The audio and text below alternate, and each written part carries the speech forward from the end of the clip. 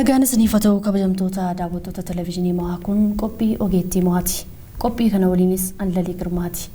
Qophii ogeettii Mo'aa keessatti namoota garaagaraa hojiilee adda addaa irratti hirmaatan shamarran dabalatee dubartoota hojii adda addaa irratti hirmaatan jechuudha kan nuun isiniif dhiyeessinu. Qophii har'aatiinis immoo nama isiniif qabannee dhiyaannee qabna. Shamarran barsiisuun maatii barsiisuudha. Maatiin baratee saba isaatiif biyya isaatiif bu'aa buusa.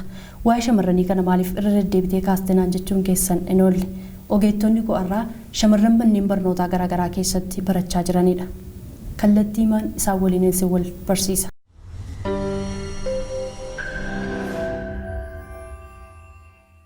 Maqaan koo Duree Jabeessaan jedhama. Finfinnee Yuunivarsiitii irraan baradhaa waggaa 4ffaa Earth Saayinsii yookiin Jiyooloojiin baradha. Maqaan koo Diraartuu Dastaan jedhama. Kanan baradhu Dipaartimentii Afaan Oromoodha. Finfinneedhaan baradha. Maqaan koo Hawwii Saamu'eel jedhama. Kanan baradhu Beetel Makaana Yesuusidha. Kutaan koo 12dha. Kanan baradhu muummee saayinsii uumamaadha. Maqaan koo Boontuu Ajjamaan jedhama. Kutaa 12ffaa mana barumsaa Beetel Makaana Yesuusirra muummee saayinsii hawaasaa baradha. Tole mee Boontumarraa jalqabuuti barnoonni siif maali? Barnoonni anaaf bu'uura jireenya keenyaati. Eenyumtuu gadameessa isaa keessatti kan baratee bahee hin jiru. Addunyaa kanarratti gaarii fi yeraa kan nu barsiisu mana barumsaa keessatti namni barate immoo the future wanta barbaade gochuu ni danda'a. Hin baranne taanaan garuu wanta godhuuf wanta dhiisuun beeku jechuudha. Kanaafuu barumsi bu'uura hundumaati jechuudha. Barumsi anaaf jireenya gara fuulduraa jechuun baradhee guddadhee nama guddaa kanatti ta'udha. Bu'uura guddaa qaba jireenya keenya boriitiif. Barnoonni bu'uura jireenya dhala namaati. Hawaasa keessatti nama wajjin jiraachuuf, sooshaal laayifii jiraachuuf, maatii ofiillee gaggeeffachuuf barnoonni isa jalqabaadhaan jedhaani. Namni tokko karoora malee jiraachuu hin danda'u, karoora malee maatii isaa gaggeeffachuu hin danda'u. Hin baranne taanaan maatiin isaa jeeqamaa ta'a. Waa baay'ee irratti dhiibbaa tokkotu jira. Kanaaf barnoonni anaa fi bu'uura jireenya dhala namaatiin jedha. Barumsi anaa fi beekumsaadha. Bal'aan tokko gara beekaatti kan dhufuu danda'u barumsa yoo baratedha. Dhalli namaa tokko kan jijjiirama sadarkaa guddinaa keessatti barumsi qooda guddaa qaba. Kanaaf barumsi anaaf beekumsan jedha. Mee barattuun gaariin tokko amala akkamii qabdi? Barattuun gaarii tokko amalli isheenii agarsiisuu dandeessu yookiin barataan gaarii tokko amalli agarsiisuu danda'u. Barataan gaarii tokko of ta'u, namni of ta'u anaa fi amala gaarii qaba jedhee yaada. Barataa yookiin barattuu gaariin tokko nama abboomamuu danda'udha. Maatii isaaf, biyyaaf, namoota isa fuuldura jiraniif kan abboomamuu danda'udha. Yeroo isaatti nama fayyadamuudha. Nama dubbisuudha. Deebi'ees immoo nama maatii isaa gargaaruudhaan jira. Tole mee Boontuufaa biratti immoo mee barnoonni akkamii? Barumsi nu biratti jechuun hin cimus soomaan jedhusi maatirikiif immoo haaluma gaariidhaan itti qophaa'eera. Boontuufaa. Barumsi laafaan qabu. Yoo itti jenne garuu laafumsaan oolu. Akkuma amma jedhe yoo hojjenne ta'e laafa. Kanaafuu amma immoo maatirikiidhaaf qophaa'eera gaariidha jedhee yaada. Tole mee Boontuun mana barnootaa sadarkaa tokkoffaa eessatti baratte? Bakka adda addaatti kan baradhe garuu baay'inaan kaateediraalitti kan baradhe isaan booda kutaa 7 kaasee amma kutaa 12 ga'utti immoo Beetel Makaana Yesuusitti kan barachaa. Tole hawwiina. Ani KG Wisdamitti baradhe naannoo Buraayyoo jechuudha. Kutaa 1ffaa amma 8tti immoo Feeza Akaadaamiin baradhe 9 amma 12tti immoo Beetel Makaana Yesuusitti. Gara dureefaatti hundee eessatti barattan mana barnootaa sadarkaa tokkoffaa sadarkaa lammaffaa? Mana barumsaa sadarkaa tokkoffaa kanan baradhe naannoo lafa dhaloota kooti.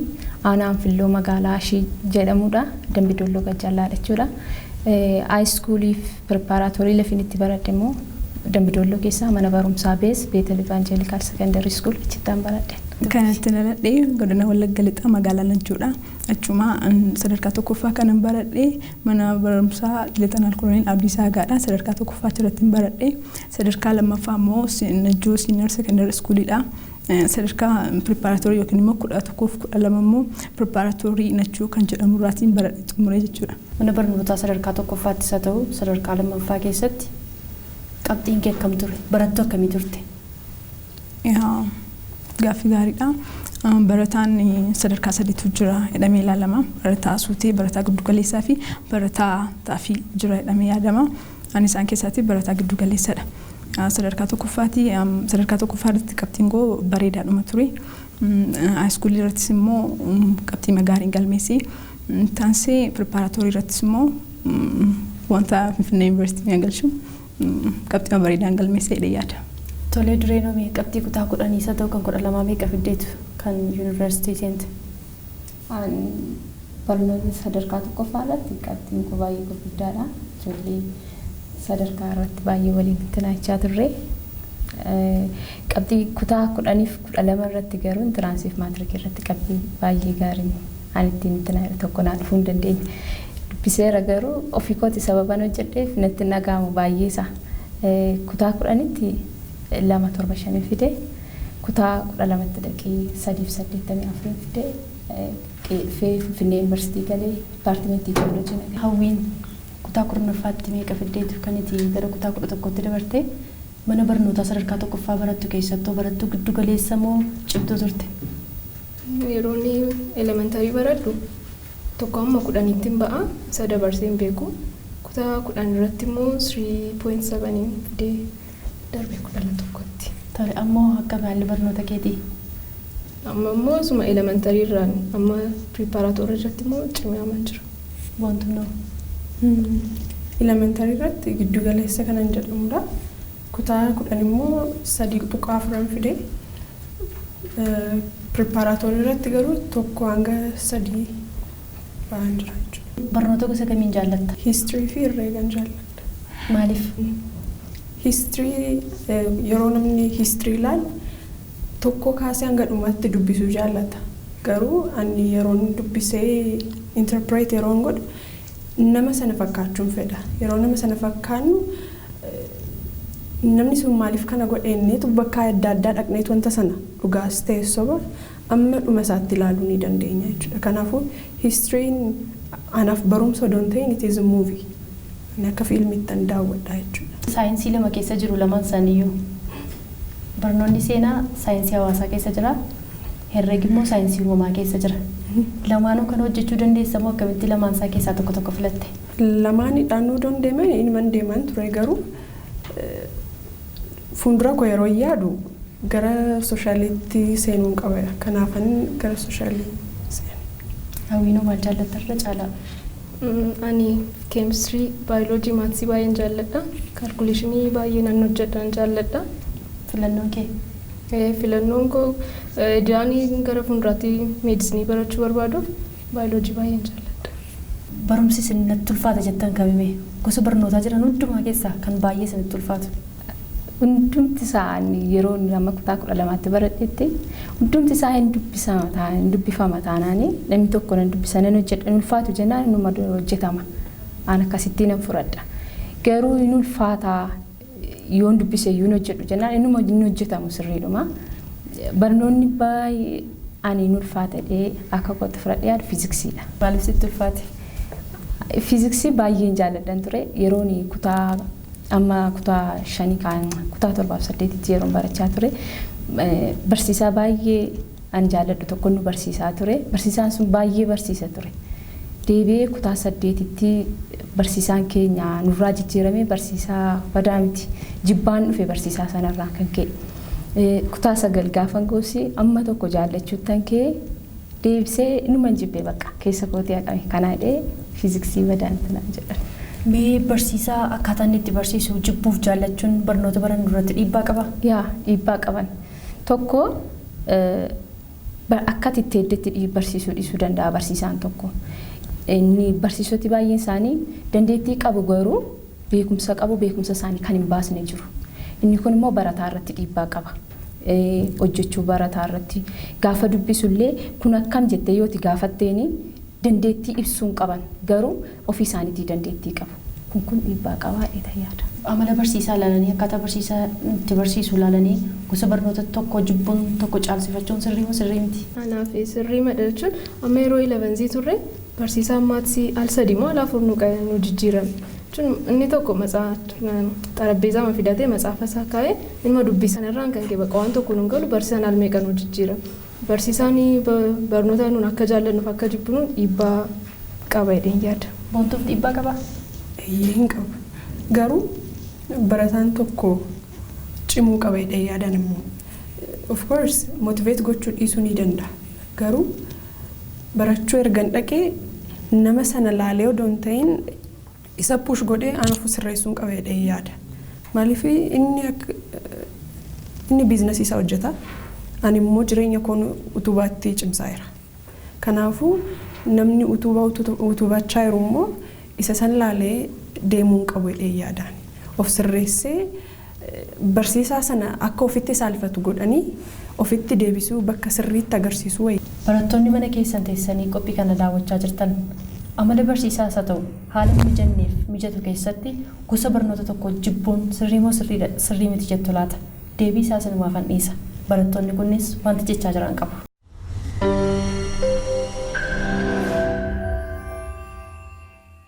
Boontuuf hawwiin barattoota kutaa 12 akka taatan nutti himtaniittu.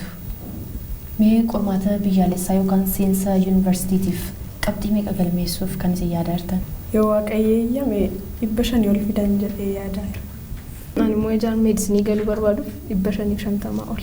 Mee qabxii kana fiduuf akkamitti qo'achaa jirtu? Haala qo'annaa keessanii baruu barbaada. Kutaa kan qormaanni kun kutaa 12 qofaa miti kan bahu kutaa 11 sin dabalata. Ani karoora baafadheen qo'achaa jira. Karoora koo gabaabsee dubbachuudhaaf kan kutaa 11 yuunitiin ammanaa jira, kan kutaa 12 yuunitiin ammanaa jira. Waliigalatti yuunitii 93 qoramna. Isa kana guyyaa guyyaatti bittinneessee for example history Itoophiyaa yoo ta'e gaafa kana hojjedhee matriculation questionii kana immoo guyyaa kanan hojjedha. Akkanatti walitti aanseen hojjedha. Kanaafuu nan fixa jedhee yaada. Ani mana barumsaadhaa baanee naannoo sa'aatii 11 mana kan geenyu akkuma galleen maksasii faa nyaannee nan rafa achi sa'aatii 4tti ka'een amma sa'aatii 10tti nan qayyabadha. Jechuun saabjektii qoqqoodee jechuudha yuunitii isaadhaan. Achi yeroo qormaanni ga'uu fedhu immoo guyyaa 21 namni yeroo hafu gaaffii yuun hojjedhee karoorfadheera. Mee isin maatii keessan waliin kan isin jiraattan akkam yeroo boqonnaa keessanitti maatii gargaaruun hin jiru hojii garaagaraa hojjettanii? Hojii baay'eetu jira yoo hin gargaarre namni garuu amma for example amma torban lamatu nu kennamee ture. Isatti warri keenya baay'eetti ani karaa kiyyaan baay'eetti gargaareera. Maaliif yeroo kaani barumsan baradhaa eenyumtuu garagara isaan ilaalu ta'a.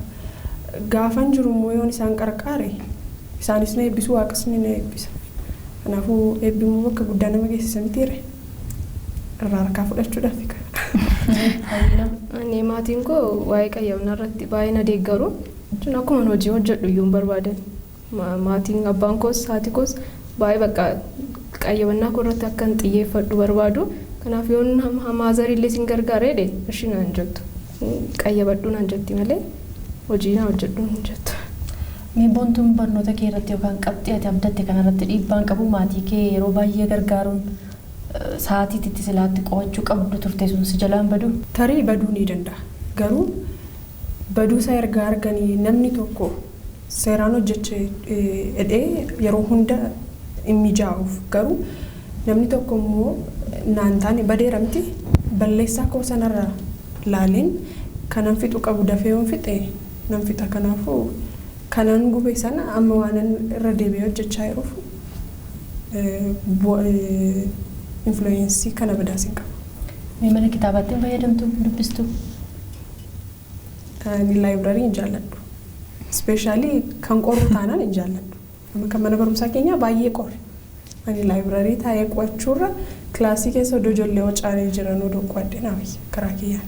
Ani guyyaa kan biraa baayibul istaadii kwaayiriin jira, feelooshippiinis jira. Guyyaa dafinoo fi kamisa immoo 1-5 jira mana barumsaa.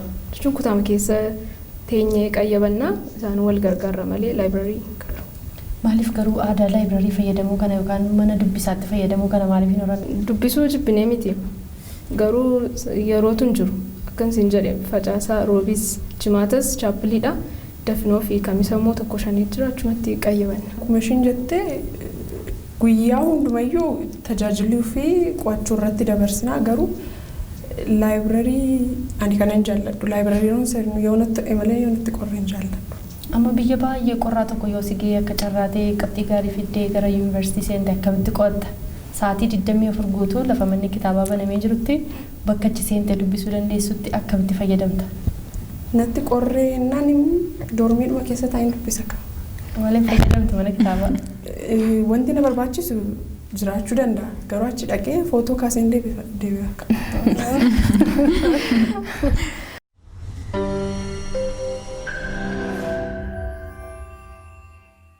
Qabxii gaarii fiddee akka carraatee sii milkaa'ee yoo yuunivarsiitii seenuu dandeesse gosa barnoota maaliiti kan qo'achuu barbaaddu?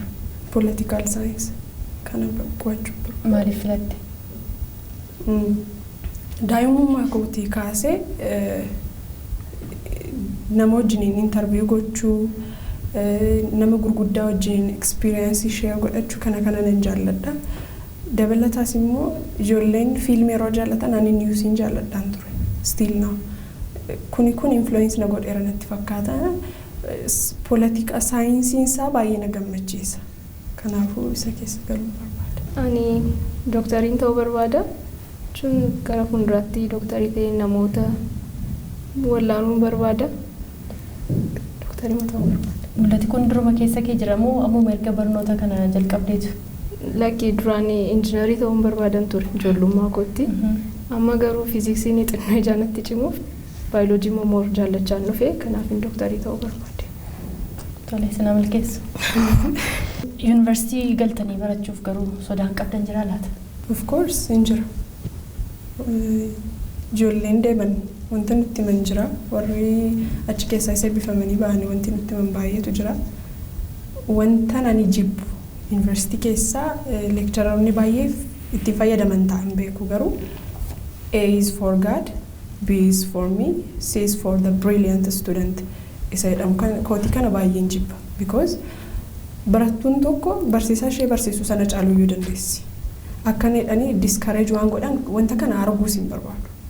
Ani waanan sodaadhu ijoolleen durbaa yeroo kaampaasii galanii baay'een isaanii fail godhu.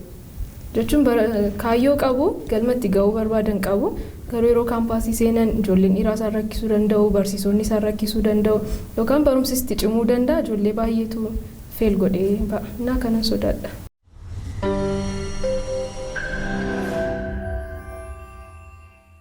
Kan daawwachaa jirtan qophii ogeettii mo'aati. Qophii ogeettii mo'aatiinis ogeettota garaagaraa shamarran manneen barnootaa sadarkaa garaagaraa keessa jiran kan nun isiniif dhiyeessaa jirru. Barattoonni kun immoo bor ofii baratanii mataa isaaniitiif maatii isaanii akkasumas biyyaaf kan bu'aa ta'uu danda'anidha. Kaayyoomti qophii kanaa immoo dhaloota baratanii egeree isaanii jijjiiranii biyya isaaniitiif akkasumas maatii isaaniitiif bu'aa ta'an horachuudha. Ammallee itti fufaa nu hordofaa.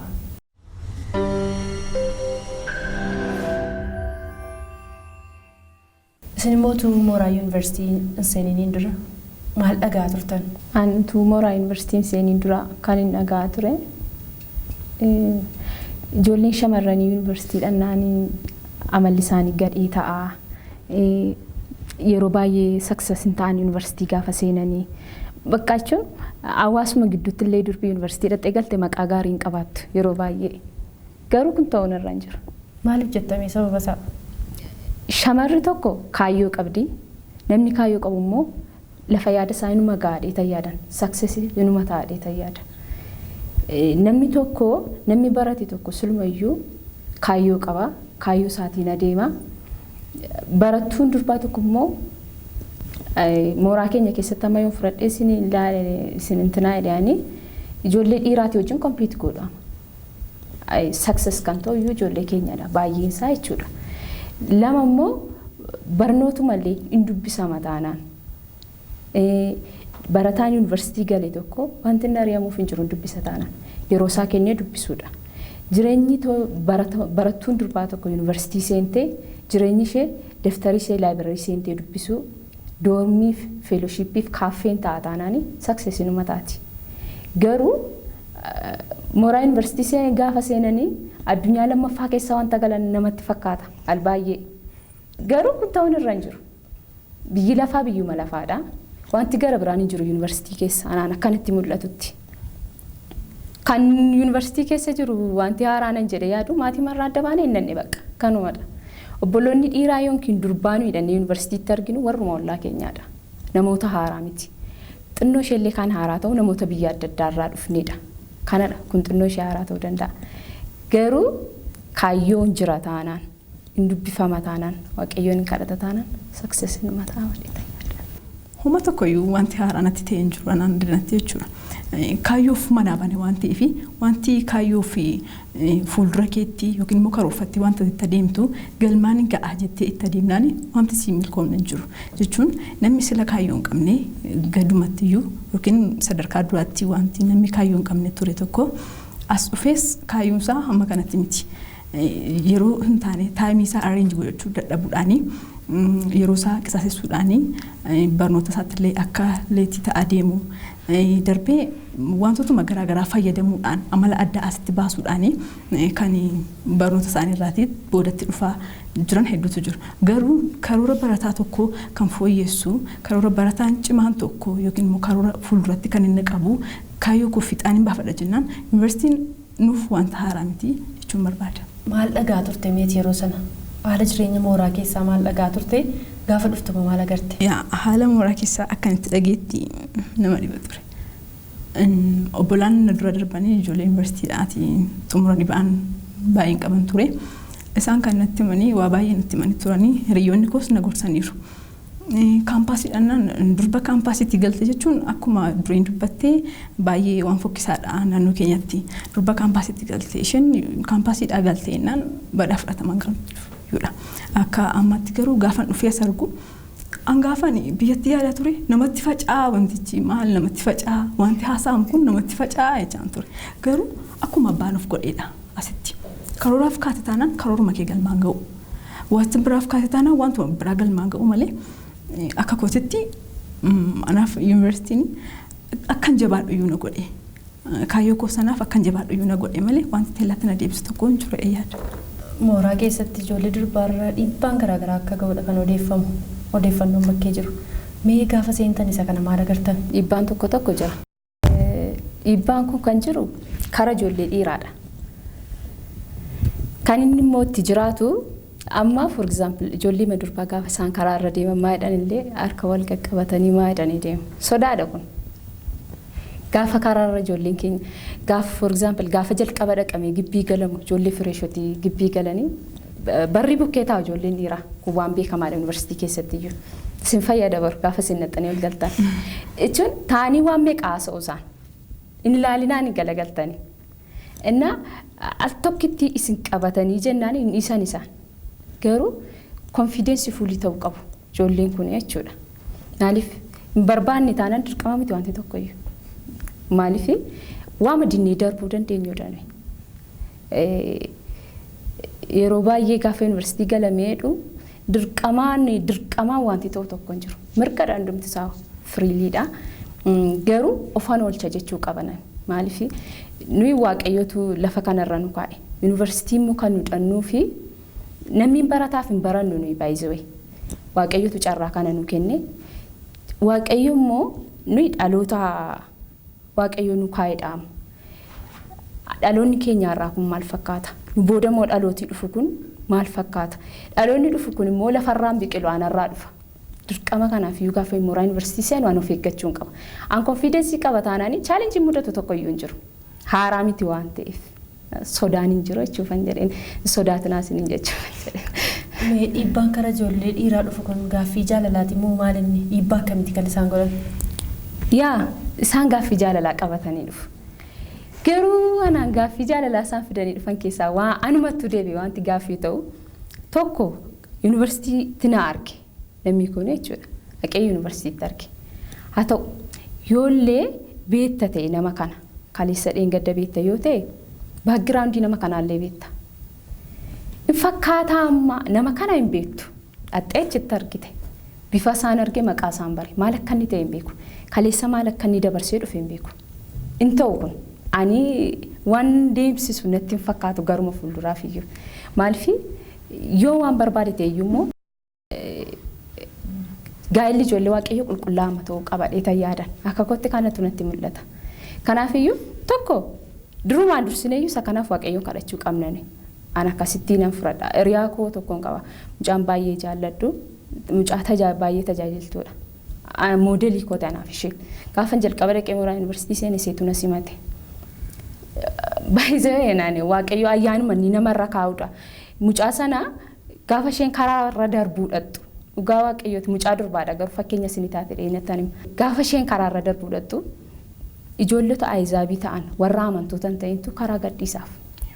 Kun maalirraan kan ka'edha ayyaana waaqayyo irraan kan ka'edha. Mucaan sun nama baay'ee waaqayyo sodaatudha nama baay'ee waaqayyoof hojjettudha. Namni yeroo hundumaa haasaa seerraa jireenya seerraa maal bara waa'ee waaqayyo duwwaa bara jireenya waaqayyo sodaatu duwwaa isheerraa arga. Kanaafidha anaan jaalalli yuunivarsiitii keessaa kun natti hin fakkaatu fiixaan boomsa waan qabu miti jedhe ta'e.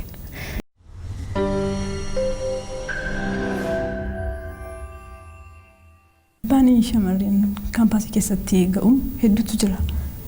Shamarreen tokko gaafa manaa baatee maatii gadhiisteetii of bulchuu qabdi jedhee yaada akka kootitti jechuudha. Nutis kanas dhuunee fi egaa haadhaaf abbaa keenyarraa gargar baaneeti waaqatti nu laatanii nu gadhiisan waan ta'eef isaanii nunasitti amala addaa baasuu dhiisneetu baay'ee jira wanti ijoollee mudatee ture hiriyoota koo keessumattuu mucaan tokko jirti jechuudha kan fakkeenya isinii taatu yoon jedhe jechuudha. Mucaan kun gaafa feloo hin deemna jennee itti haasofnu feloo hin deemu har'a hin deemu beellama qabamna nuun jetti. Nuni kottuu hin deemna hin ta'u kuni akkasidha amma beennu hin gorsina turre mucaa kana hin gorsina turre darbee mucaan kun hin deemu jettee maatii isheen keessaa dhufte gaafa seenaa isaaniitti eenye qorannu baay'ee maatii baay'ee namatti dhaga'ama. Jechuun akkuma jireenyaatti illee namatti dhaga'ama ture. Garuu mucaan kun as dhufteetu amala hin taane waan horattee fi hiriyyaan hin taanetti jalqaba hidhattee turte. Nuun itti informiin godhanii jechuudha. Sana booddee mucaan kun gaafa simisteera kana bireekii gaafa nuun gallu isheen hin gallin turte. Asuma turte jechuudha. Bilbilaan gaafa gaafannu hin galle anachiin ture nu jette. Sana booddee mucaan kun amma gaafa tuqaashee gireedii ishee gaafa laallu mucaan kun guutee fi galmeessuu hin dandeenye. Sana booddee mucaan kun gara biyyaatti deebi'uu dandeessetti jechuudha. Ijoolleemti gooftaa beekan illee jireenya hin taane keessa gaafa isaan galanii namoonni bakkee irraa baay'ee odeessu. Keessumaa shamarran mooraa yuunivarsiitii keessa jiran haala hin taane haala suukaneessaa keessa akka jiranitti odeessu. Meesa kana beektus hin qabatamaadhaan akka jiru. Yaa kun jira. An kun kan inni dhufa jedhee yaadu jalqaba irratti of wallaaluudha. Tokko garuma baay'ee iyyuu naqin nu ijoollee Oromooti. Oromoon aadaa qaba. Safuu qaba. Garuu jiru amma ijoollee bakka ijoollonni itti qaqqaatii gaafa Oromoodha gaafa isaan jedhamullee ijoollee itti qaanuftullee jiru. Wanta akkas akkasiifaa kun jira. Garuu gaafa of wallaalanidha kun. Silamaati kun maali dhabee maalirraa akka inni dhufu kan naa galu ana akka kootti kan inni hubadhu gaafa mana jiranii abbaa faadhaa fi maatii sodaatu garuu keessa isaanii wanti ta'e wayii jira maaliif namni waama keessa isaa guute bakka itti baasee mul'isa gaafa achas dhufanii jedhan immoo tokko yuunivarsiitii keessatti namni kana godhi sana godhisiin jedhu jiru akka barbaaddeedha jireenyatti jiraattu akkati barbaaddeedha firiidha waan ta'eef dhoowwaan qabu. Gaafa yuunivarsiitii seentu garuu abbaan kee haati kee wanti tokko keessa bukkeen jiru. Garuu waaqayyoon ofirratti sodaachuu qabda. Wanti hundumtuu siif kennataadha. Maafi baran beezii baradhu gaafa doormii baanee deebinu ijoollee dhiiraa illee guyyaa tokkicha nu gadhiisan. Dhugaa sama duraa tokko yoo hamma saatii jaatti ijoolleen durbaa baanii torbee isaatti immoo hamma saatii jaatti ijoollee dhiiraa ba'a. Eegumsa akkasiifaa jira. Isa kana garuu for example ijoollota hariyaaman fa'aa beennamani ijoollee doormii gashanii dhiironni doormiitti dhufanii qabamanii kan hariyaaman fa'aan jiru. Kun of wallaaluurraan dhufa. Maaliif silumaa keessa jira waaqayyoon ofirratti sodaachuu hin dandeenye waan ta'eef wanti baay'een kun hin ta'a. Yuunivarsiitii kan nuyi ittiin mo'achuu dandeenyu tokko foon keenyaan miti. Maaliif foon keenyaan immoo nuyi hafuuraanii kadhannaadhaan mo'annu. Yoomiyyuu taanaan namni kadhannaa hin qabne immoo numa dadhaba. Foon baateera waan ta'eef hin dadhaba. Kanaafiyyuu kadhachuu murteessaadha jedhee yaadan kadhannaadhaan mo'uun hin danda'ama yuunivarsiitii keessa. Kaampaasii kana keessa sabaaf sablammii hedduu wajjin galta waan ta'eef wanta haaraa hedduu argita jechuudha. Kan doormii wajjin galtu wajjin tokko ina manaa tokko immoo amantii mitiyyuu baaybilii waan maal akka ta'e abbaan sun hin beeku. Ana yeroo baay'ee fakkeenya kana fudhadhu maal dubbistii naan jedhu turan. Baaybilii mayyuu qola isaa kana hin beekan nama baaybilii faan binnetu jira jechuudha. Isaan kanatti gaafa akkasidhu wanta akkas jedhamu jira nama jedhamu faatu jira amma kanaafatti jira jechuudha. Kanaafi hafuuradha. Hafuura keenyaanii waaqayyoon kadhachuudhaan amma maatii yuunivarsiitii keessa jiraachuu dandeenya. Waaqayyo immoo waan hundumaa danda'a namana kana booddeettis nu xumursiisan namana. Mee barattoota baay'ee taataniitu kan isin barattan. Barattoota kanneen keessaa amma kan ari'amanii waggaa tokkoffaarratti lammaffaarratti sadaffaarratti gara dhumaas ga'anii waggaa 4 irratti kan ari'aman fa'aa jiru. Mee sababni kanaa maali? Barnoota dadhabaniitu moo yookaanis dhiibbaa kana keessa dandamachuu dadhabaniitu moo waan biraa waan isaanirra ga'utu jira? Mooraa yuunivarsiitii keessatti eenxee sirrii tokko nan ta'a jennaan dhuguma dhiibbaan sirratti baay'ata. Maaliif dhugumadha afurri garaa garaatu jira sirriidha. Maaliif ijoollota baay'amaa moo qormaata faarraa iyyanii ba'u. Dhiibbaa garaa garaatu jira baay'ee dhukkubsatama maa jedhama. Garuu eenxee sirrii tokko ati taateenaan waaqayyoon kadhatta taateenaan dhiibbaan sirratti hin baay'ata. Karaa karaa baay'ee seexanni ijoollonni lolee mooraadhaa ari'atu baay'eedha. Amma Addis Ababa Yuunivarsiitiin kanatti caala baay'inaan kan mooraadhaa intinaa ta'uyyuu dhoksaan kanaa dhiyeenya nuu galaa dhufeenu ijoollee pheenxotadha. Baay'ee waan nama gaddisiisu keessa ijoollee pheenxota irratti baay'ee xiyyeeffata seexanni isaanidha kan ari'amu. Lammaffaa immoo pheenxees miti biyya lafaas miti warra giddu galeessa jiraatan isaan immoo tokkotti hin citan isaanii numa ari'amu. Dhuguma ari'amu isaan yookaan riillee ta'u malee inuma ari'amu isaan. Maaliif tokko akkasumatti yeroo baay'ee ijoolleen durbaa walitti qabamanii naan oduudha haasaadha. Gaafa haasaa deemtu immoo tokko ayyaanatti nyaatamta. Lama cubbuu keessa galta. Maaliif gaafa haasoftu dirqama inuma nama amatu. Nama amachuun immoo cubbuudha waan ta'eef. Namni nama amatu akka obboleessa isaa ajjeese yookaan obboleettii isaa ajjeeseettidha sagalee waaqayyo. Tokko cubbuu keessa galtaa. Lama ofuma keetiyyoof wallaalta. Sadi yeroo keen qisaasessita. Kanaan ijoolleen ari'ataman jiru. Garuu akka Finfinnee Yuunivarsiitiitti ijoollee pheenxoti ari'atamanii yuunivarsiitii keessaa yeroo baay'ee dhiibbaa seexanii geggeessuun hin jedhan. Yeroo tokko ijoolleen akka wanta barsiisotaan dhiibbaan irra ga'amutti yeroo hadheeffatanii haasa'an faan jira. Sirriidhaa kun jira. Social workii barattu I think sociology waan akkasii baratti mucaan tokko mucaan kun baay'ee feesni ishee baay'ee namatti tola baay'ee bareeddi turte mucaan kun. Sana booddee barsiisaan tuqaa mashiin qabdu sana tuti gireedii noormaalii baasuu fidiiseef. Qabdi mucaan sirriitti hojjetti barumsa hin dandeessi wanta hundumaayyuu hin dandeessi turte mucaan. Kana booddee itti deebitee gaafattee wanta sii godhuun qabu jedheen. Achi mucaan kun nama biraattis nama himteen qabdu akkasumaan qaxxattee gireedii ishee kana nan gireedii jedhee baasee waan ta'eef mucaan kun amma galtee jirti biyyattillee. Kanaaf dhiibbaa barsiisonni godhanii sirriitti jira. Garuu barattoonni tokko immoo kan of malanis jiru jedhee yaada. Utuu wanta akkasii sinirra geemee maal gootu? Barsiisaa tokkotu jira. Kilaasii isaatu nu hin galin dura akkas ijoollee durbaa kilaasii keenyaa taanee teenya. Mucaan tokko darbuu dhufee kilaasii dooktara baluu galuufi nu jedhee naani dhaqaa qamisii gurguddaa uffadhaa naxalaa uffadhaa galaa jedhe. Maaf yenneen innaa amala barsiisichaa nutti hime.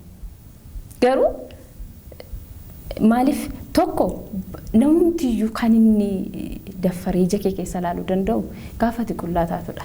Eenxeen tokko yoo ayyaanni waaqayyo irra jiru ta'e sirrii waan hundumaatu si mo'aa deema.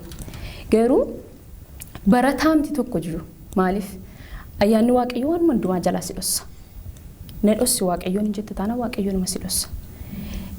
Wanti kun hin gagga'a iddoo baay'eetti ijoollota mooraa keessaa barsiisoti kana yoo goote malee jedhanii qabxii isaanii intinaa ta'ee mooraadhaa baan hin beekna. Garuu amma immoo akkuma biyya lafaatti yoo ta'e intinaan tokko jira. Gender office kan jedhamu mooraa keessatti dhaabbatee jira. Ijoolleen kan barsiisaa miti ijoolleen dhiiraa umma ijoolleetu durbaa ija keessa ilaaluu hin danda'an. Fedhadha umma wantichi. Axxee warra sanatti himata taanaan for example barsiisaa sana achirraa ariisisuu danda'u jarri. Ijoollee durbaa irratti hojjetu waan ta'eef. Dhaabbanni akkasiifaa dhaabbataa jira waan ta'eef dhiibbaan kun akka kanaan duraan gaggeeffamu jedhee yaada. Qophiin ogeettii mo'ammallee akkuma itti fufetti jira turtii keessan waliin taasisaa.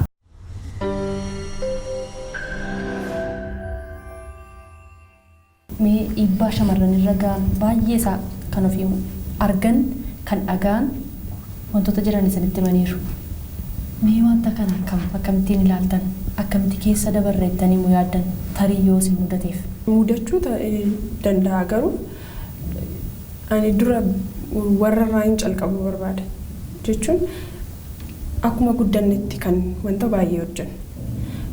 Warri sammuu keenya irratti waa'ee baay'ee invest yoo godhan kuni decision maker ta'anii jechaan jiru garuu knowledge akka baay'eetti yoo kennan kun sirriidha kun sirrii miti kuni kana kun kana jedhanii odoon salphatiin waan hundumaayyuu yoo ijoollee isaaniitti himan ta'e ijoolleen bakka biraas dhaqan eeriyaatu jijjiirrame malee altituudiin isaanii jijjiirrama.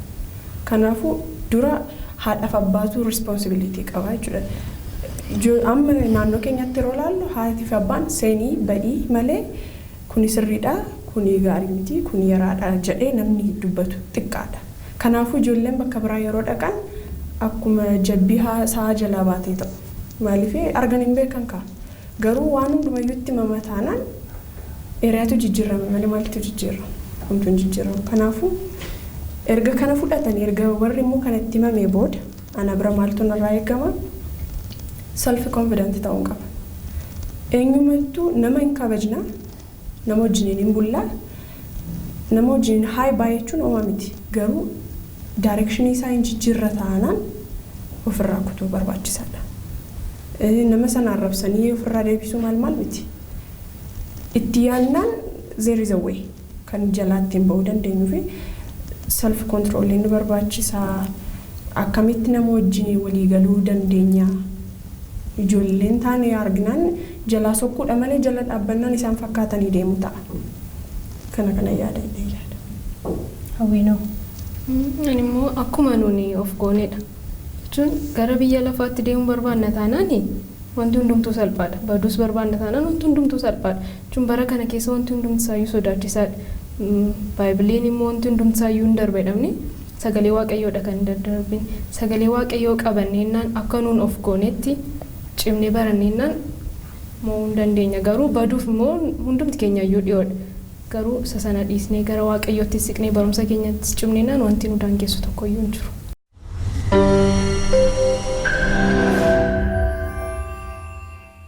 Barnoota keessaniin ciccimoo akkasiin taataniif maatiin deeggarsa maalii isinii godhu? Booddee deeggarsa akkamii kan itti argattu maatii keerraa yookaan gorsasa ta'u? Deeggarsa baay'ee naa godhu. Maateriyaal irraa hin ta'a. Kitaaba baay'ee riferensiiwwan naa bitu.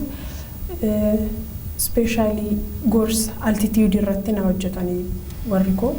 Kana sana jedhaniitti waan hundumayyuu ifaaf bilisatti waan natti himanii fi yeroo baay'ee decision make kanan godhu ofii kiyyaaf. Maaliif natti mariinuu natti agarsiisaniiru. Kanaafuu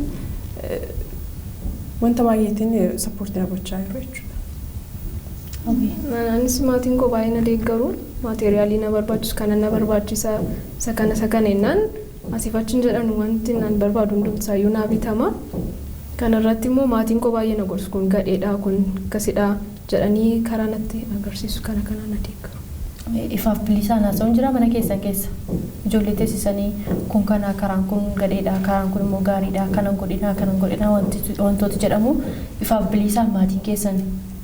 Inaasoftuu yeroo haasaa qabdu maatii wajjiniin moo sodaattu hangafa keenya abbaa kootti maal jedheen kana hima haadha kootti maal jedheen kana hima wantumti tokko illee isin mudatee ifaaf bilisaan itti muuti fakkami. Ifaaf bilisaan walitti haasa'uun jira. Sa'aatis ni qabna jechuudha yeroo taayimii faamiliin jira. Isarrattis hin dubbanna garuu amma ani odoon jiru obboleessi koo inni xiqqaa na jala taa'ee wanta hundumaayyuu dubbachuu hin danda'u. So I need a privacy. Isaan wajjin wanta hundumaayyuu seeraan dubbachuudhaaf akkuma umuriin keenya dabalaa deemetti warra keenyatti siqaa deemu. As I think. Ani yeroon kutaa 9 yeroon jiru haadha kootti akkan siqotti amma siqaan jiru. Maaliif umuriin kun madhabalaa deem wanta baay'een baraa deema. Amma baraas deemaa yeroo sana immoo wanta baay'eetu na daangessuudhaan natti kaata. Kanaafuu kan natti kaatu sana ofirraa qabuudhaafis ta'e jalaa miliquudhaafis amma guddachaa jiru isaanittis siqaan deema jechuudha. Kanaafuu ifaaf bilisaan haasa'uun jedhamna keenyatti. Tolemee hawwiin amma umurii dargaggummaa keessa kan isin jirtan ifaan maatii keetti naasoftaa wantoota si mudatan tarii maaltu beeka bakkee kana keessaa gaaffiiwwan garaagaraa isinii dhiyaachuu danda'a. Wantoonni garaagaraa baatanii akkasiin galleef wanti daangaa isinitti ta'u jiraachuu danda'a ta'a. Dubbattaa maatii kee wajjin. Jechuun akkas diskashinii hin qabnu garuu waan na mudatu haadha kootti nan hima abbaa kun jechuun hundum keenya abbaa keenya sodaanna abbaa kootti nu haadha kootti garuu wanta hunduma isaa nan hima isheenis na gorsiti jechuun karaan kun akkasidha akkas yoo ta'e immoo akkas godhii jettee na gorsiti. Jechuun garuu nuun akkasiin godhe jechuun namni kan biraas akkas gochuu hin qabu wanta hundumaa ifaan maatii keessanitti himuu qabdu diskashiniin jechuun maatiiwwan baay'eedhaan sappoortii ijaa godhanii diskashiniin jiraachuu qaban jedha. Yaanis akkasiin ijoollee gorsitan barbaadeni amma ati fakkeenyaaf abbaa kee akka sodaatu natti dubbatteetta. Ijoolleen abbaa isaanii sodaatanii rakkoo isaanii irra gahaa jiru dhokfachuu qabu haadha isaanii qofatti himanii tarii haatis wanta sana addaa goftee jiraachuu dandeessi. Abbaaf haadha isaanii biratti bilisaan waa isaanii rakkoo isaanii fudhachuun sirriidha moo sirrii miti maaltu irraa eegamame maatii irraas haa ta'u ijoollee irraas. Ani akka yaadutti haatis abbaanis hin kabajamu malee sodaatamuu hin qabanii yaada. Maaliif nuti hin argine malee isaanis amma keenyaa taanii wanta argan baay'eetu jira. Isaanis ifaan ifatti nutti himuun dhiisuu danda'u garuu wanti nuti fix gochuu dandeenyu wanti nuti sirreessuu dandeenyu yoo ta'e ofii keenyaan hojjechuu ni dandeenya. Garuu nuti isaan nu barbaachisu ennee yoo yaadne wanti kun nu danteen yoo isaan dubbatan irra dhagaame ni yoo yaadne lamaan isaanii yoo barbaachisudha. Maaliif waliin haa jiratan waggaa baay'ee haa ta'ani malee kan ishee yaaddu inni beekuu hin danda'u kan inni yaadu immoo inni beekuu hin danda'u. Kanaafuu isaan lamaan ittuu himne isarraayis wanta fudhannu qabna isheerraayis wanta fudhannu qabna. Namni baay'een sodaata malee ani garuu abbaa kiyyattan siqa.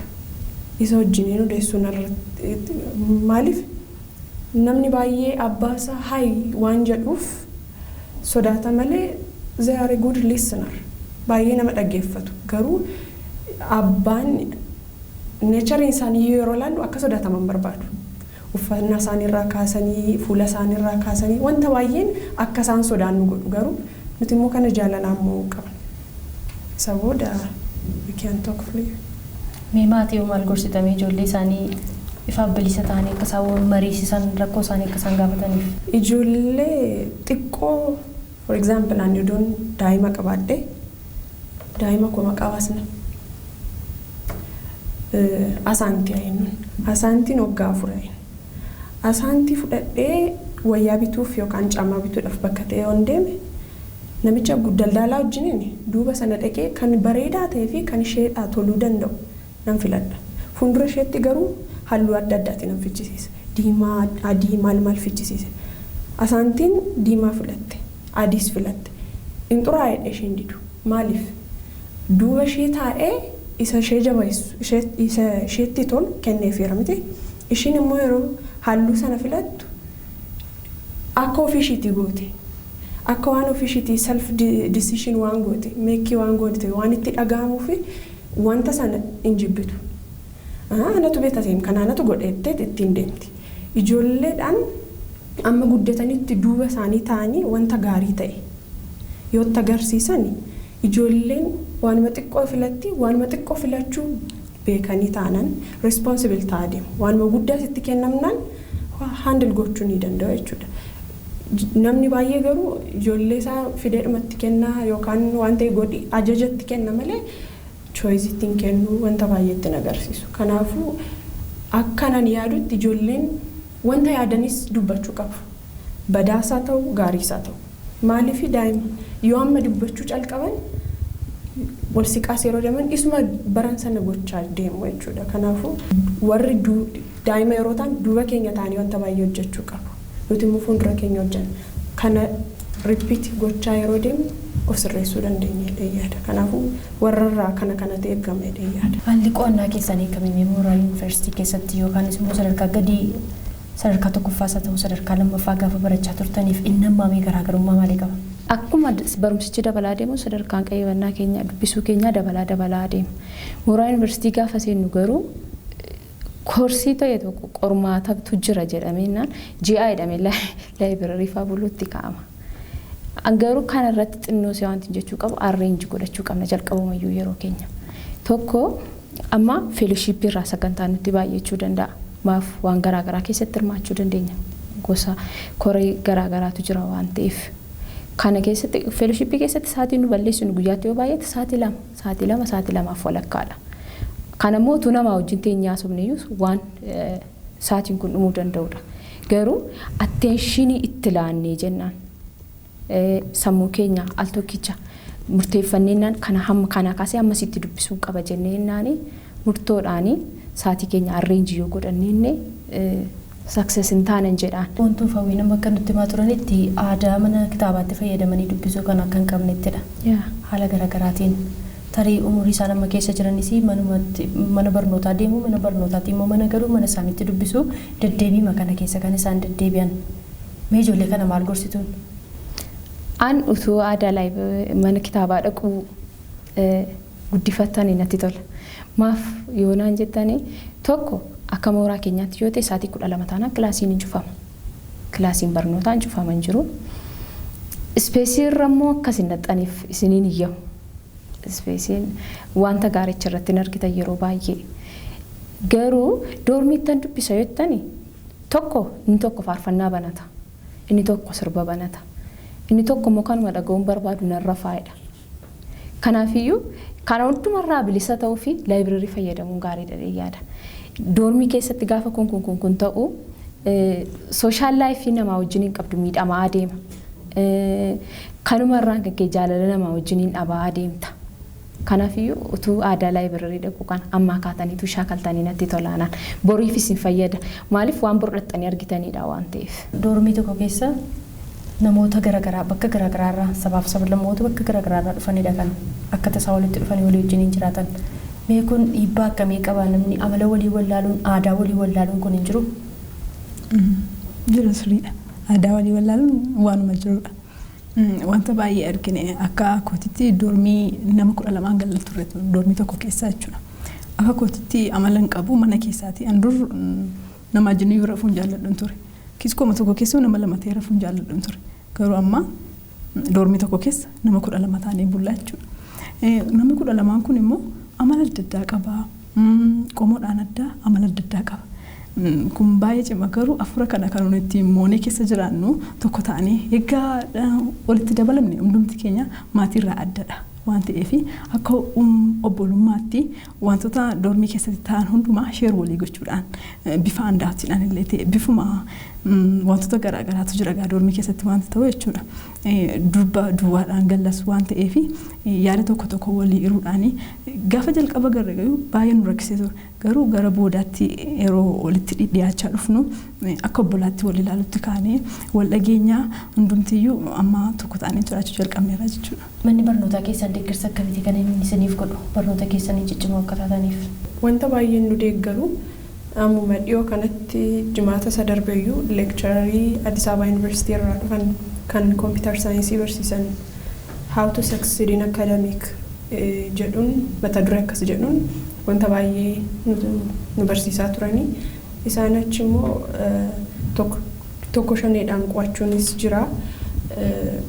Laayibirarii keessatti kitaabni hin jirre laallamee akka nu bitan goosisneerra laayibirarii keessattis nu dabalanii jiru. Tiitoriyaal gaafa sanbata xiqqaa tiitoriyaaliidhaan nu deeggaraa jiru. Tokko shanii qabna. Gruupiin tokko keessatti anaa fi hiriyyaa kootu wajjin qo'achisa. Yoo isheen biizii taate annan qo'achisa yoo ani ta'e immoo isheetu qo'achisa. Kana irratti baay'ee hojjechaa jira. Ijoolleen yeroo sana firii ta'anii gaafatu barsiisaa gaafachuu caalaa hiriyoota siqanitti baay'ee gaafatu. Gaaffii isaaniif hin galle sirriitti hubannaa kan 11 kan 12 walumatti finne sirriitti qo'anna.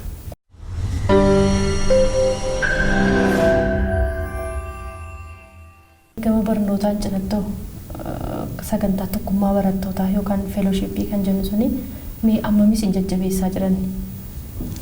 Feelooshippiin baay'ee nu jajjabeessa. Baay'ee namoonni achirratti nu affeeraman jiru. Sagalee Waaqayyoo namni nu hiru jira. Kan irratti immoo ganama chaapiliin galla sagalee Waaqayyoodhaan baay'ee jireenya keenya saborii baay'ee ijaaraa jirra. Kun jiraachuun isaa nuufi bu'uura baay'ee qaba. Keessattuu boontuu wanta natti himtu qabdee yaada. Odeeffannoo qabuuni gara mana barnootaa sanaatti erga dhufteeti kan itti gara gooftaatti dhuftee mee jireenya kee irratti jijjiirama maalii agarte? Ani boontuu ishee duriiti moo ishee ammaatee dhee ofiyyuu nan gaafadha darbee. Maaliif dur kanan itti baradhu kaatedraalii ijoollee qarshii baay'eetu jira.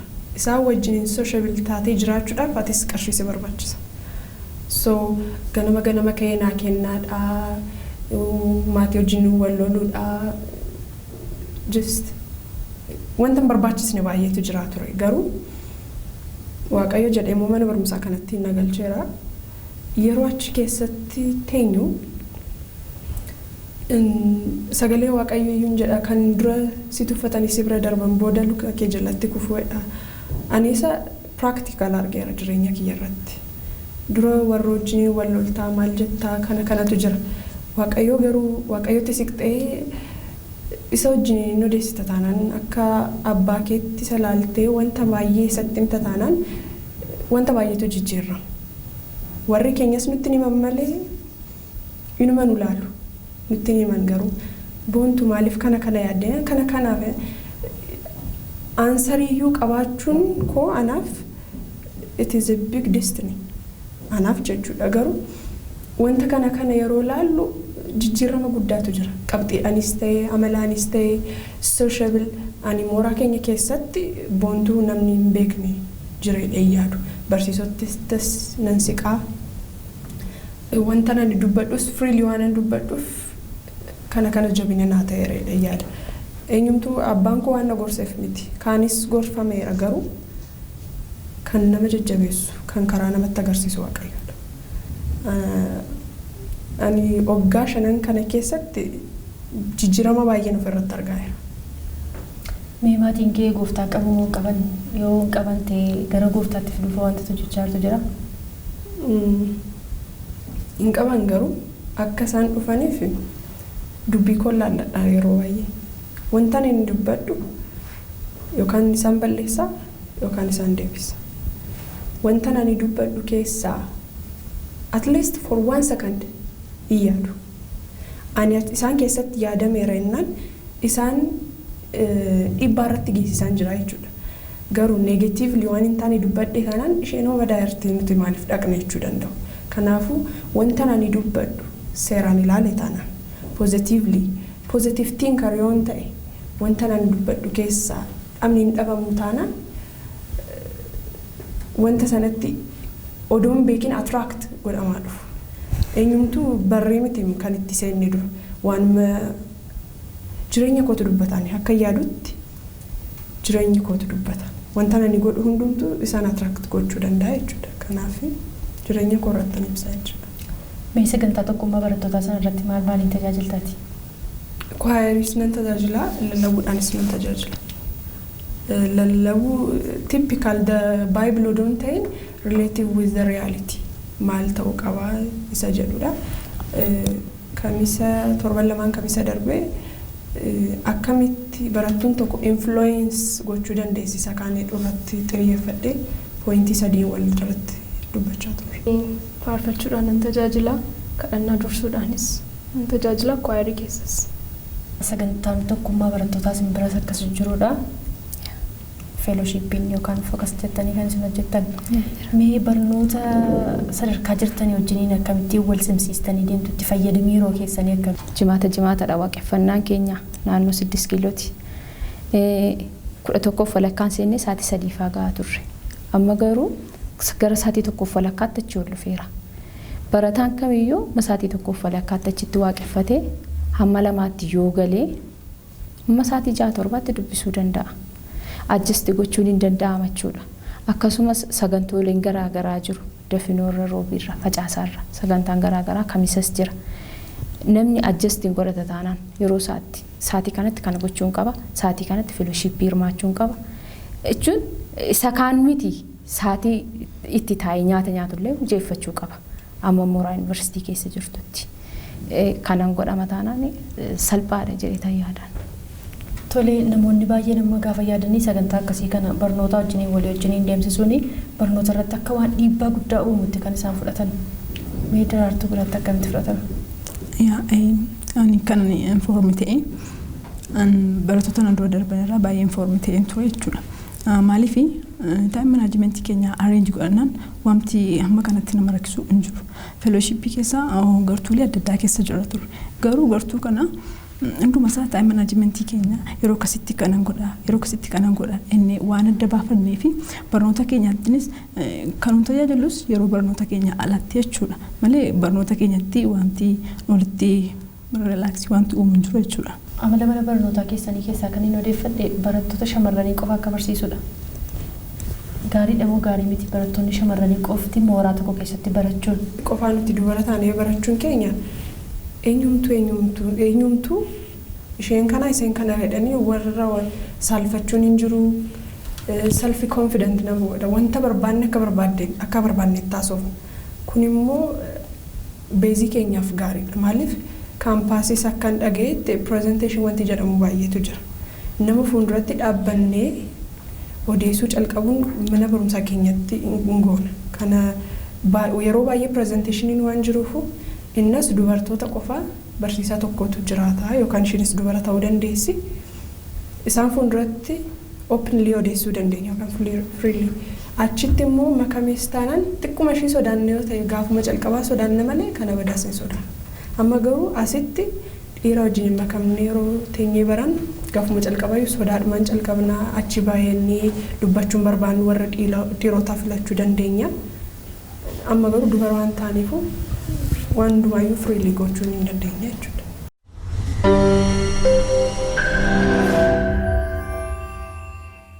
Dhumarratti ergaan shamarraniif qabda yoo jiraate?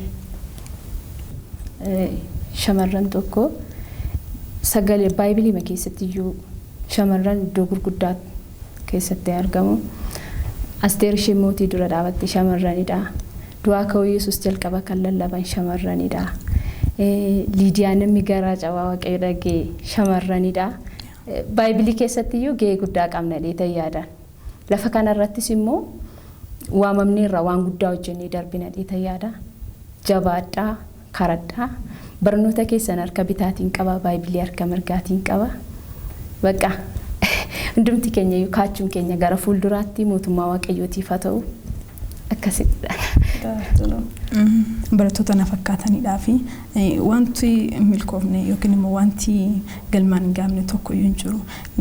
Waan gorsuu barbaadu namni kamiyyuu of ta'a argamaan jedha barattoota na fakkaatanidhaa jechuudha.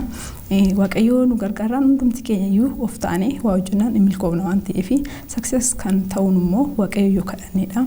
Waaqayyoo akkuma jedhamu iyyuu yoo biyya lafaa keessatti ilaalle dubartii tokko barsiisuun yookiin shamarree tokko barsiisuun akka waan uummata baay'ee barsiisameetti waan fudhatamuu fi dubartiin tokko barattiinaan immoo hawaasa kana akkamitti akka laaltu sin iyyuu beektu kanaaf iyyuu jabaadhaa waaqayyoo sinaa gargaaruun jedha. Ijoolleen shamarroonni baadiyyaas as magaalaa keessa teessanii kan daawwatan warruma kutaa 12ffaa yookaan immoo qormaatuma biyyoolessaa kan fudhataniif jabaadhaa qo'adhaan jedha. Sarratti immoo kadhadhaan jedha. Ijoollee dubartoota hundumaaf warra kutaa 12 jiraniif waaqayyo sinaa qarqaaru sirriitti qo'adhaa jechuun barbaada. Dubartootuma addunyaarra jiran hundumaaf immoo harka laatina waan hundumaaf ani gadaantu dhaynatanii harka laatina because we are expensive. Yoo kana yeroo hunda marii keenya taasisanne challenge hin jiru miti. Jira garuu kan keessa nama dabarsiisu immoo Kiristoos. Isattis utubaa keenya sirriitti cimsifannu jedha. Galatooma yeroo keessa mi'aa kana aarsaa gootanii asitti argamtanii barnoota wanta ta'u barattoota akka keessaniitiif karaa foddaa televezyiinii mo'aa waan dabarsitaniif guddaan isin galateeffadha. Ulfaadhaa.